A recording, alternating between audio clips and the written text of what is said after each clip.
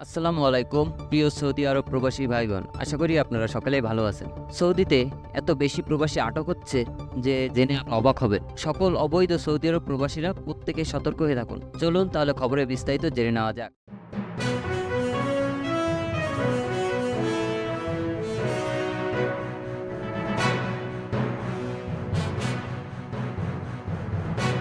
সৌদিতে থাকা অবৈধ প্রবাসীদের আর যেন রক্ষা নেই, কারণ অবৈধ প্রবাসী মুক্ত সৌদি আরব গড়ে তোলার লক্ষ্যই এখন প্রতিনিয়ত অভিযান চালাচ্ছে সৌদি আরবে আইন শৃঙ্খলা রক্ষাকারী বাহিনীর সদস্যরা। আর এই সকল অভিযানে মূলত যে সকল প্রবাসীরা সৌদি আরবে আবাসন ও শ্রম সীমান্ত চুক্তি আইন লঙ্ঘন করে অবস্থান করছে তাদেরকে বেশি আটক করা হয়েছে। এবং সৌদি আরবে চলমান এই অভিযানে সৌদি প্রবাসীদের আকামা চেকিং করে দেখা হচ্ছে। যারা ইকামার বাইরে কাজ করে, যাদের ইকামা নেই তাদেরকে আটক করা হচ্ছে।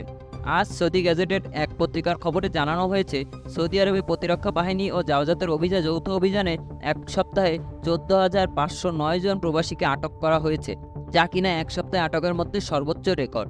এ বিষয়ে আরও জানানো হয়েছে, গত 28 জুলাই থেকে 3 আগস্ট 2024 এই 7 দিনে সৌদি আরবে বিভিন্ন স্থানে অভিযান চালিয়ে এই সকল অবৈধ প্রবাসীদেরকে আটক করা হয়েছে।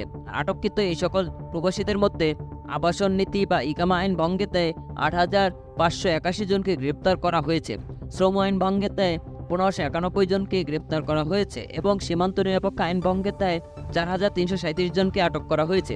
তাছাড়া সৌদি আরবে পুলিশের হাতে আটকদের মধ্যে থেকেই গত এক সপ্তাহে 11,337 জন প্রবাসীদেরকে তাদের নিজ নিজ দেশে ফেরত পাঠিয়ে দেওয়া হয়েছে।